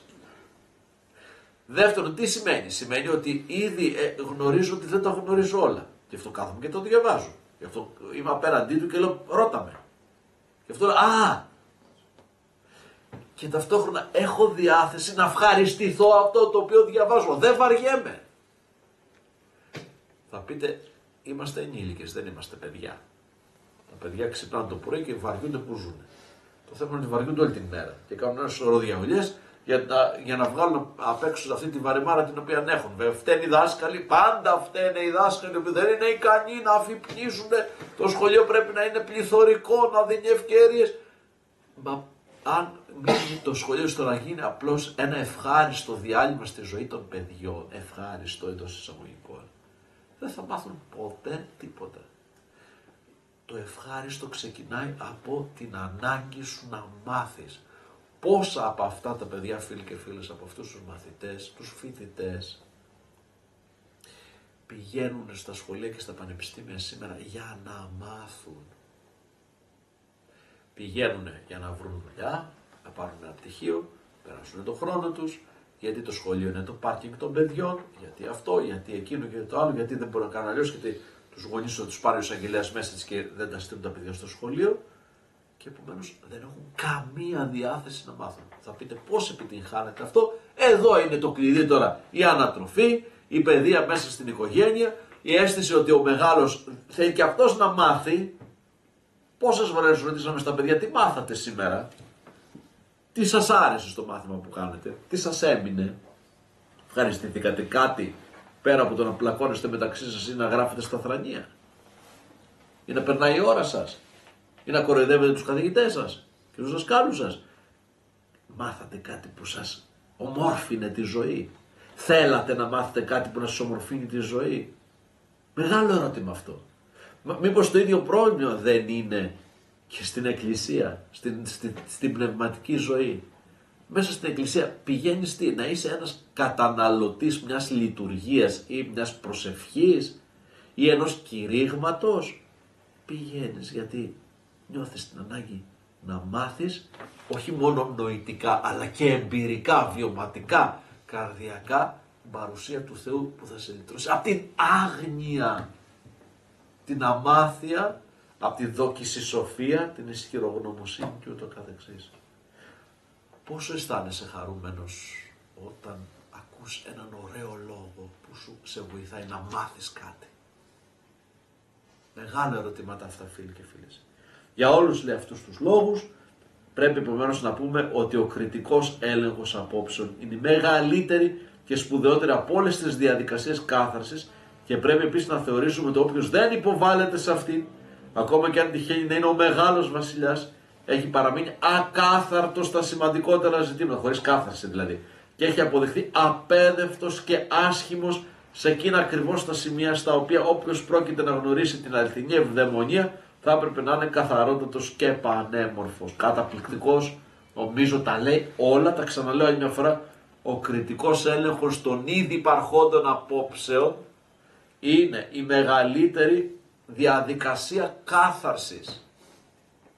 Διότι όταν έρχεσαι πάντα εδώ και μου λες αυτό που λες πάντα Θεμιστοκλή κάτι δεν είναι σωστό γιατί έτσι και έτσι, αν όντως έχω δίκιο εγώ θα σε βοηθήσει εσένα να καθαρθείς από μια λανθασμένη αντίληψη. Αν όμως έχω άδικο εγώ θα καθαρθώ αν δεν είμαι ισχυρογνώμων και υπερόπτης.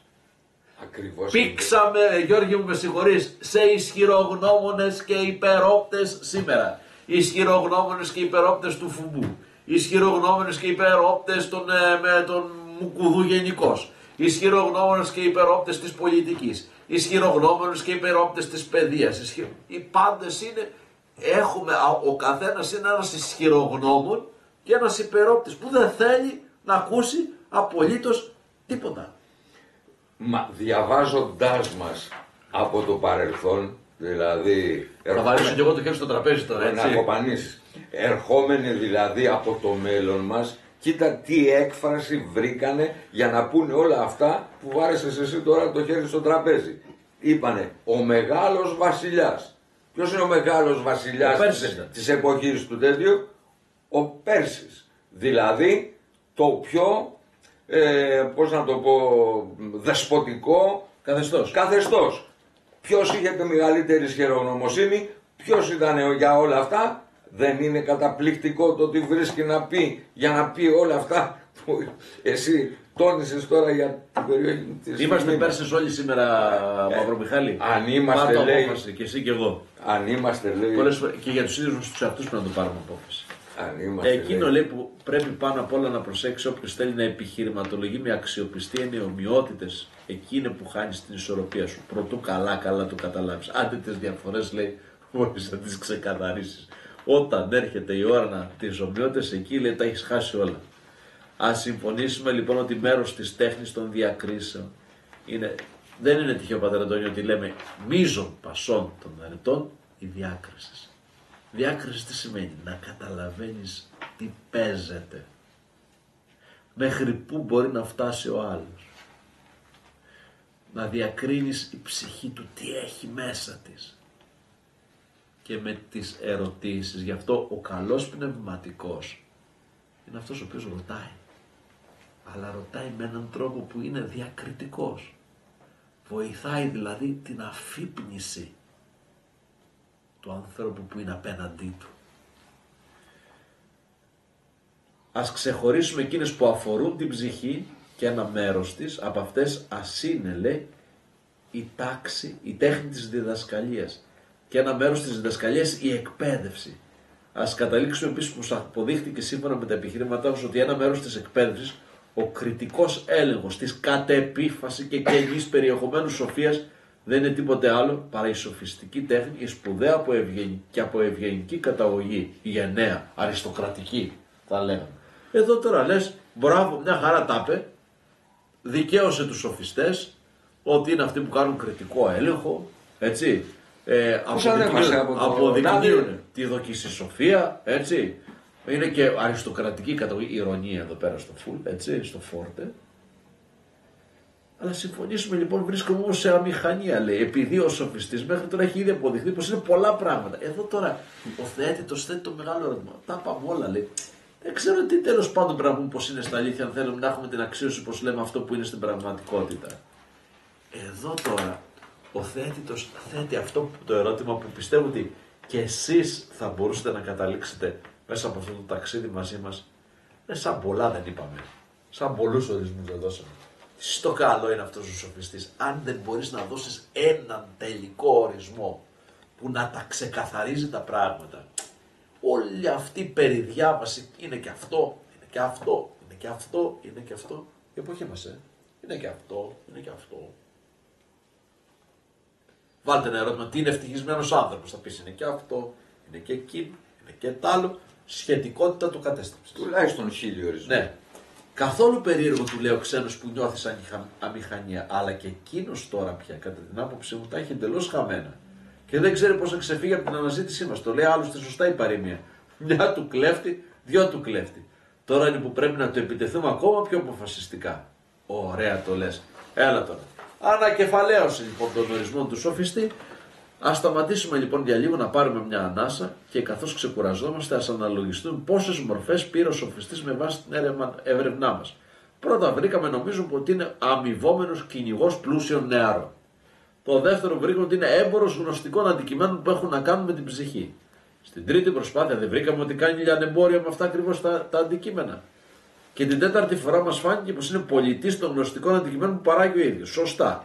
Το πέμπτο τώρα θα προσπαθήσω να το υπενθυμίσω εγώ. Ήταν ένας αθλητής των αγώνων που διεξάγονται με λόγους και είχε κατοχυρώσει για τον εαυτό του το πεδίο της οριστικής τέχνης. Το έκτο πάλι εριστικής, ναι. Του καυγά. Σήκωνε αρκετή συζήτηση. Όμως συμφωνήσαμε να το ορίσουμε ως εξηγιαντή της ψυχής από τις γνώμες που μπαίνουν εμπόδιο στη μάθηση. Καταλαβαίνεις όμως, λέει, ότι όταν κάποιος φαίνεται πως κατέχει πολλά πράγματα, αλλά του δίνουν το όνομα του ειδικού σε μια και μόνο τέχνη, τότε έχουμε να κάνουμε με ένα φαινόμενο προβληματικό. Και δεν είναι επίσης φανερό πως όποιος βρίσκεται απέναντι σε ένα τέτοιο φαινόμενο σχετικά με κάποια τέχνη δεν είναι σε θέση να διακρίνει τον κοινό στόχο όλων αυτών των γνωστικών αντικειμένων, γι' αυτό και αποκαλεί με πολλά ονόματα αντί για ένα όποιον τα κατέχει. Κάπως έτσι μοιάζουν να είναι τα πράγματα από τη φύση τους. Πολύ ωραία. Εδώ τώρα μας τα είπε καλά και τι γίνεται? Αρχίζει η αποδόμηση τώρα. Από εδώ και μετά. Αφού τον ανέβασε το σοφιστή, τον έκανε από εδώ από εκεί, τώρα θα αρχίσει η κατάβαση. Ας μην πάθουμε λοιπόν το ίδιο και εμείς λόγω αδράνειας στην έρευνά μας, αλλά ας ξαναπιάσουμε ένα σημείο από αυτά που είπαμε για το σοφιστή. Διότι ένα σημείο μου φαίνεται πως το χαρακτήριζε περισσότερο από όλα. Είπαμε ότι ασχολείται κατά κάποιο τρόπο με συγκρούσεις επιχειρημάτων, με την αντιλογία. Και τι προκύπτει από αυτό? Τι προκύπτει από αυτό? Δηλαδή. Δεν θα πούμε ότι καταφέρνει να διδάσκει την ίδια αυτή τέχνη και σε άλλους. Φυσικά, τη ρητορική, την αντιλογική τέχνη. Ας εξετάσουμε λοιπόν σε ποιο ακριβώς αντικείμενο αυτοί με τους οποίους ασχολούμαστε ισχυρίζονται ότι μεταδίδουν την ικανότητα στη συγκρούση επιχειρημάτων. Και ας το εξετάσουμε πιάνοντας τα πράγματα κάπως έτσι ξανά από την αρχή. Για πες μου, μήπως αυτή η ικανότητα που διδάσκουν έχει να κάνει με πράγματα από τα οποία ανάγονται στους θεούς και είναι αόρατα για τους πολλούς? Ναι, λέει, έτσι το θέλει η φήμη τους. Είναι πολύ famous οι τύποι. Μάλιστα, και τι γίνεται με τα ορατά πράγματα στη γη και τον ουρανό και όλα τα σχετικά?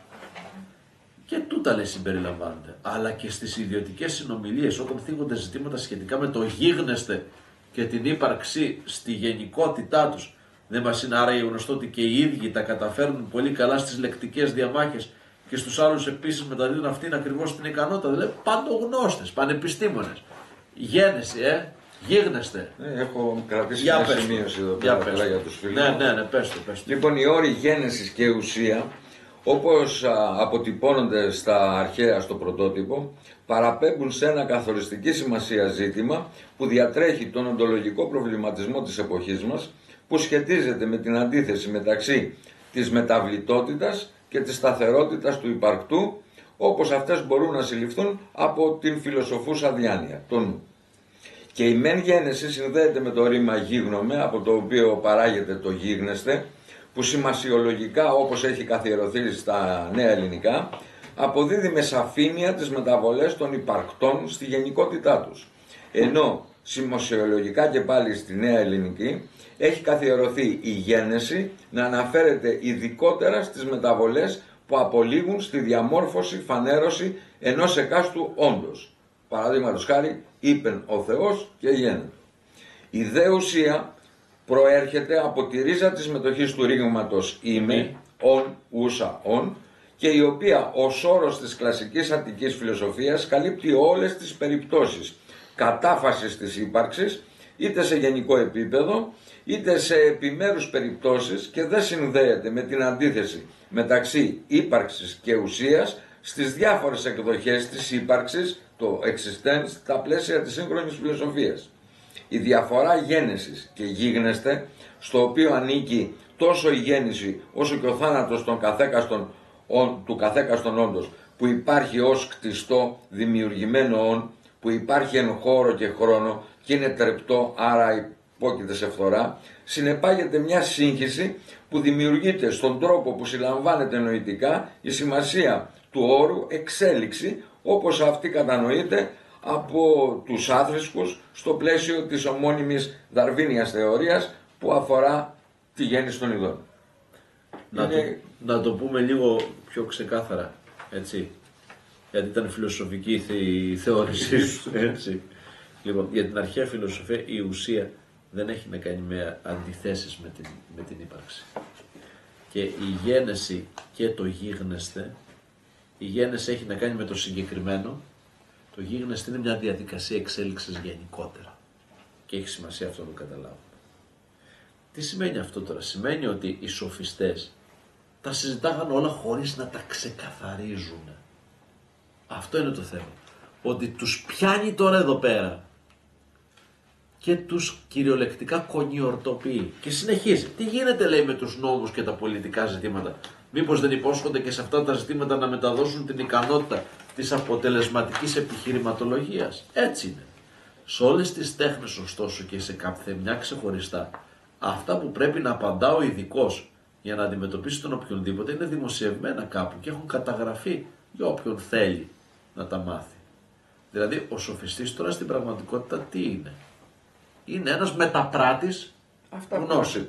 Νομίζω ότι αναφέρεσαι, λέει, στα βιβλία του Πρωταγόρα με θέμα την πάλη και τις άλλες τέχνες. Υπήρχε ένα βιβλίο περί πάλης του Πρωταγόρα εδώ πέρα. Ναι, φίλε μου, και πολλοί άλλοι έχουν γράψει για παρόμοια θέματα. Δεν είναι λοιπόν με μια κουβέντα, καθώς φαίνεται η τέχνη της σύγκρουσης επιχειρημάτων μια ικανότητα που καλύπτει τις λογομαχίες για οποιοδήποτε ζήτημα? Πράγματι. Για όνομα του Θεού, ναι, άρα μου πιστεύεις πραγματικά πως κάτι τέτοιο είναι δυνατό? Μπορεί βέβαια εσείς οι νέοι το ίδιο πράγμα το βλέπετε πιο καθαρά σε εμάς σε σχέση με εμάς που το βλέπουμε πιο θολά. Η ηρωνία εδώ πέρα, η σοκρατική ηρωνία.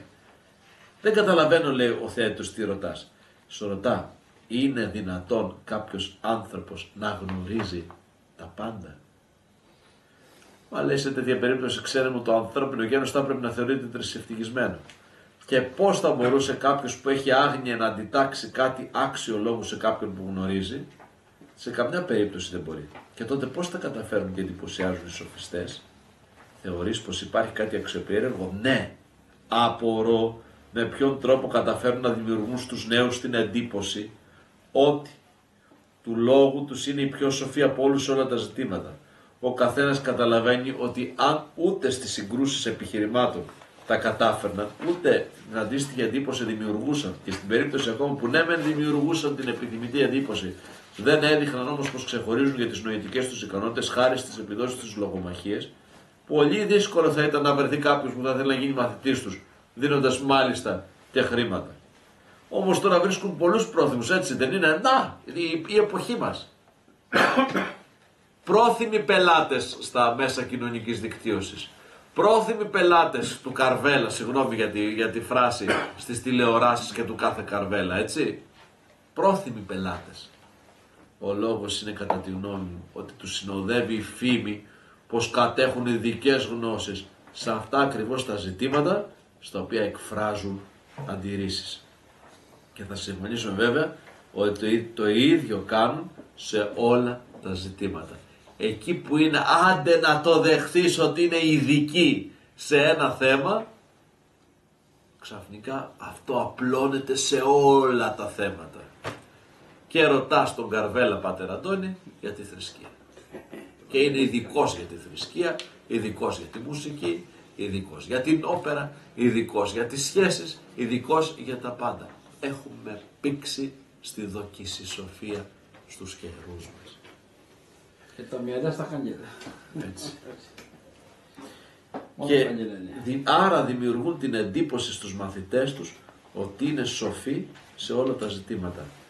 Χωρίς όμως να είναι. Δείξαμε άλλωστε ότι κάτι τέτοιο είναι αδύνατο. Ο Αριστοτέλης, νομίζω το έχει σημειώσει και εσύ, λέει έστι γάρι σοφιστική φαινόμενον, φαινομένη σοφία, ουσαδού. Φαίνεται ότι είναι σοφία, στην πραγματικότητα ούσα δε ου. Δεν είναι στην πραγματικότητα σοφία. Γιατί σοφός είναι μόνο ο Θεός. Είναι αυτός που γνωρίζει ορατάτε και αόρατα. Όποιος λοιπόν, Πάτερ Αντώνιο, πουλάει τον εαυτό του ως σοφό, εξαπατά όλους όσοι βρίσκονται απέναντί του. Και βέβαια με το αζημίωτο.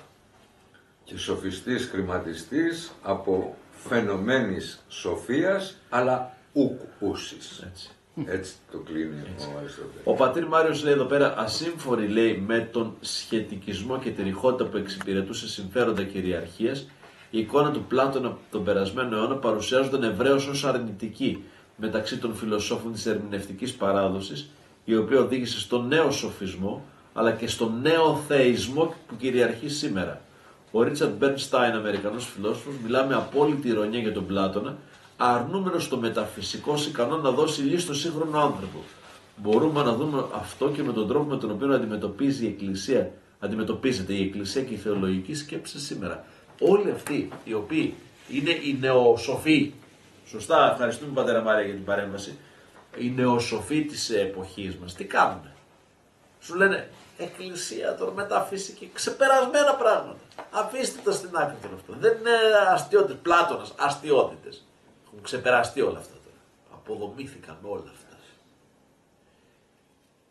Καταργούν όμως την πραγματικότητα με αυτή τη σοφιστική τους, η οποία είναι φαινομένη σοφία ουσαδού, καταργούν το μεγάλο ερώτημα του ανθρώπου περί του θανάτου και της συνέχειάς του.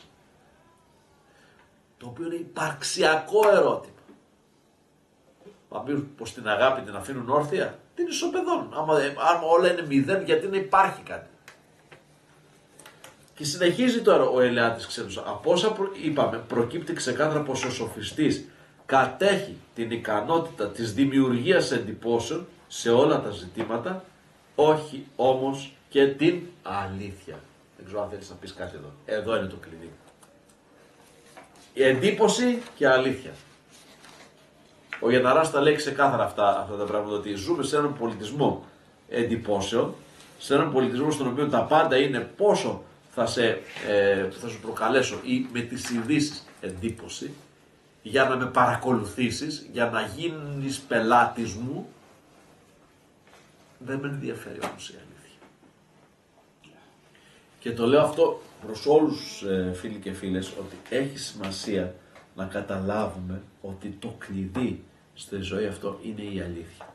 Για μας βεβαίως η αλήθεια είναι ο Χριστός ως πρόσωπο. Λέει, εγώ είμαι η οδός και η αλήθεια και η ζωή. Η αλήθεια είναι με α κεφαλαίο. Η οδός είναι με όμικρον κεφαλαίο. Η ζωή είναι με ζήτα κεφαλαίο. Δεν είναι ούτε επιβίωση, η ζωή ως επιβίωση, ως απόλαυση κτλ. Δεν είναι η οδός ένας δρόμος που να βγάλουμε την παρούσα ζωή. Ούτε η ζωή με ζήτα μικρό και η αλήθεια με α μικρό, δηλαδή η αλήθεια μου. Τι κάνω, ταυτίζω την αλήθεια μου με την αλήθεια. Η αλήθεια είναι α κεφαλαίο, είναι ο Χριστός, και όποιος δεν το μπορεί να το καταλάβει αυτό, να το ζήσει, στην πραγματικότητα είναι εκτός. Και συνεχίζει, η τέχνη του σοφιστή είναι τέχνη μιμητική. Πως ο σοφιστής λοιπόν κατέχει την ικανότητα της δημιουργίας εντυπώσεων σε όλα τα ζητήματα, όχι όμως και στην αλήθεια. Ας πάρουμε τώρα και ένα ακόμη πιο σαφές παράδειγμα σχετικά με αυτό. Άκουσε λοιπόν τώρα με προσοχή, σε παρακαλώ, και προσπάθησε να δώσει την καλύτερη απάντηση που μπορείς. Αν κάποιος ισχυριζόταν ότι κατέχει μια τέχνη που του χαρίζει την ικανότητα, όχι να υποστηρίζει και να αμφισβητεί, αλλά να δημιουργεί και να καταφέρνει όλα ανεξαιρέτως τα πράγματα, ποιήν και πράτην, όλα τα πράγματα, τι ακριβώς εννοείς, λέει ο Θεέτος. Μόλις τώρα έδειξες ότι σου διαφεύγει αυτό που είπαμε στην αρχή. Μάλλον δεν αντιλαμβάνεσαι τι σημαίνει η λέξη όλα. Υποστηρίζω ότι στα όλα ανήκουμε και εσύ και εγώ, και εκτός από εμάς τα άλλα έμβια όντα και τα δέντρα. Αν κάποιος ισχυριζόταν σε θέση να δημιουργήσει εμένα, εσένα και όλα τα όντα που μπορούν να γεννηθούν, τι θα πει να δημιουργήσει? Δεν νομίζω, λέει, ότι να έχεις στο νου σου κάποιο γεωργό. Εσύ είσαι που έκανες λόγο για κάποιο δημιουργό ζωντανών πλασμάτων. Ναι, και λέω επίσης ότι είναι δημιουργός και της θάλασσας και της γης και του ουρανού και των θεών και όλων των άλλων πραγμάτων. Επιπλέον όλα αυτά τα φτιάχνει γρήγορα και τα πουλάει σε πολύ χαμηλή τιμή. Μάλλον μιλάς για κάποιο παιδικό παιχνίδι. Αμφιβάλλεις. Όταν κάποιος ισχυρίζεται ότι γνωρίζει τα πάντα και θα μπορέσει να τα διδάξει στους άλλους με μικρό αντίτιμο και σε λίγο χρόνο, δεν πρέπει να θεωρήσουμε ότι παίζει μαζί μας? Προφανώς. Και μπορείς να μου αναφέρεις κάποιο άλλο είδους παιχνιδιού πιο έντονο, έντεχνο και χαριτωμένο από την μίμηση? Εδώ αυτή η λέξη λέει. Θα μας πάει στο 2500, όχι στο 2000 π.Χ. Λέει, δηλαδή λίγο να βάλεις το κεφάλι σου πάνω σε αυτό που λέει, θα βρεις μια αναλογική συσχέτιση της μίμησης με τη σύγχρονη εικονική πραγματικότητα.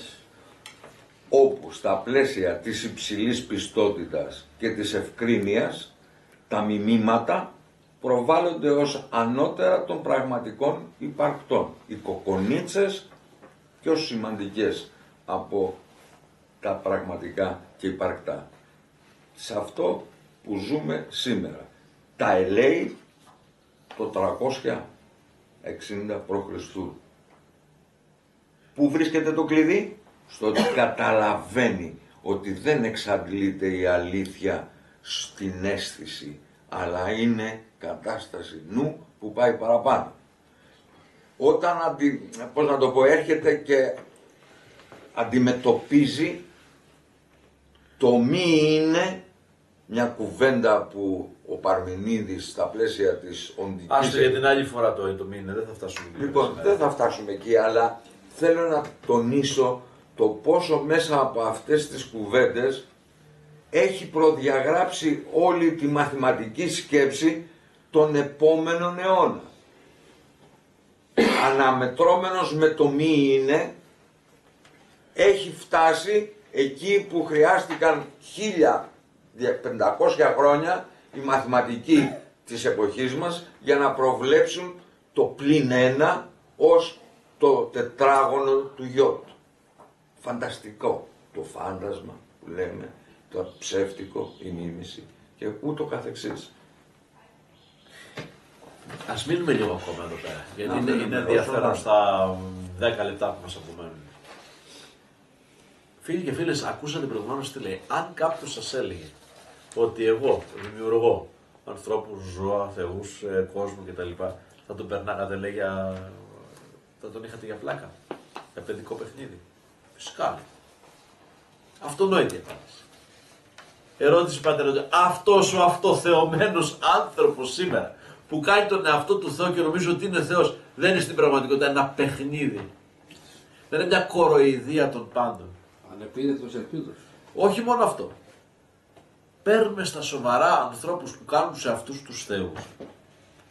Νομίζουμε ότι είμαστε θεοί και εμείς κάποιες φορές. Και δεν καταλαβαίνουμε ότι αυτό το πράγμα δεν μπορεί να σταθεί. Και έρχεται εδώ πέρα και σου το λέει ότι είναι ένας μιμητής, τίποτα άλλο. Ένα μιμητικό είδος. Μιμητής τι είναι, υποκριτής. Αυτός που προσποιείται. Ένας θεατρίνος, ένας ηθοποιός, ο δοκισίσοφος. Είναι ένας ηθοποιός, ένας μιμητής της αλήθειας. Έχει πολύ μεγάλη σημασία αυτό να το καταλάβουμε, ότι όσοι παριστάνουν τους εαυτούς τους ως πανσόφους, στην πραγματικότητα είναι μιμητές. Και συνεχίζει και λέει, έτσι καταλαβαίνουμε ότι αυτός που υπόσχεται να κάνει τα πάντα, επειδή κατέχει μια τέχνη, θα έχει και την ικανότητα να φτιάχνει χρησιμοποιώντας την τέχνη της ζωγραφικής απομιμήσεις και λεκτικά ομοιώματα των υπαρκτών πραγμάτων και δείχνοντάς τα από μακριά να ξεγελά όσους νεαρούς είναι ανόητοι, δημιουργώντας την εντύπωση ότι έχει πολύ μεγάλη ικανότητα να πετυχαίνει στην πράξη οτιδήποτε κι αν θελήσει. Τα μιμήματα, το είπες προηγουμένως, στην πραγματικότητα είναι, δεν είναι, και μάλιστα δια του λόγου εδώ πέρα. Ο ζωγράφος, άντε λες παριστάνει και κάτι, το βλέπεις. Ο άλλος δια του λόγου σου χτίζει ανώγια και κατόγια, παλάτια, και κάθεσαι και τον απολαμβάνεις και λες τι σπουδαίος είναι αυτός.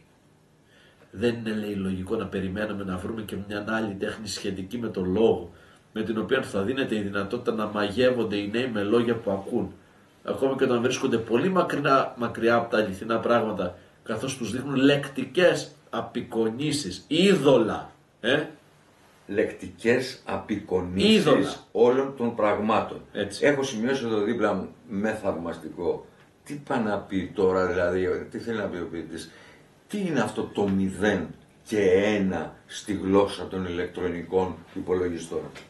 Λεκτικές απεικονίσεις. Εικόνα, έτσι. Στην οθόνη μας.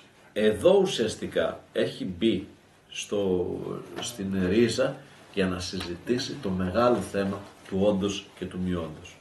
Μιλάει για 3 λέξεις, εικόν, είδωλον και φάντασμα. Και φάντασμα. Έτσι, αυτό εδώ έχω σημειώσει.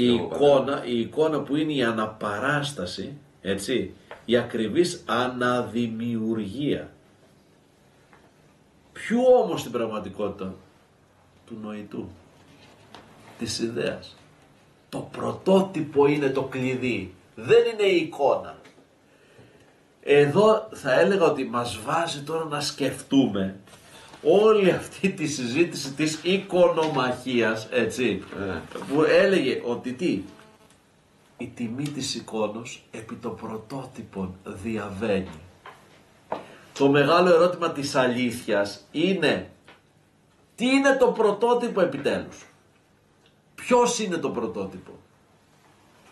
Ο σοφιστής μπορεί να σου φτιάξει εικόνα, είδωλο και φάντασμα.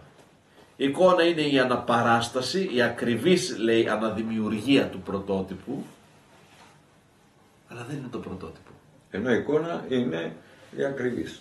Το είδωλο είναι μια πιστή, σχετικά πιστή απεικόνηση. Το είδωλο. Ούτε και αυτό όμως είναι το πρωτότυπο. Το δε φάντασμα τι είναι? Η εντύπωση. Η επίφαση. Σήμερα έχουμε και εικόνες και είδωλα και φαντάσματα. Εικόνες των πρωτότυπων. Ποια είναι όμως τα πρωτότυπα σήμερα? Έχουμε τις εικόνες των ποδοσφαιριστών, των ηθοποιών, των πολιτικών, του star system, των επιχειρηματιών, έτσι, των οικονομολόγων, των δυνατών, των δικτατόρων. Τι είναι τα πρωτότυπά τους όμως? Θεοί ή άνθρωποι? Φθαρτοί? Ποια ποιότητα έχουν, ποια κάθαρση έχουν υποστεί αυτοί οι άνθρωποι, έχουν ζήσει? Ποια αλήθεια έχουν αυτοί οι άνθρωποι? Τα είδωλα? Τρελαίνεσαι. Στα φαντάσματα ζούμε σήμερα, νομίζω. Ναι. Εκεί είναι Στις το επιφάσεις. Στις επιφάσεις. Και γι' αυτό λοιπόν και εμείς εδώ, όλοι εδώ τώρα, θα προσπαθήσουμε και προσπαθούμε τώρα να σε φέρουμε όσο γίνεται πιο κοντά, χωρίς να πρέπει να πάθεις και εσύ τα ίδια. Να μου πεις λοιπόν τα εξής σχετικά με τον σοφιστή. Δεν είναι πλέον σαφές ότι είναι κάποιος από τους γόητες ταχυδακτυλουργούς μιμητής των υπαρκτών πραγμάτων?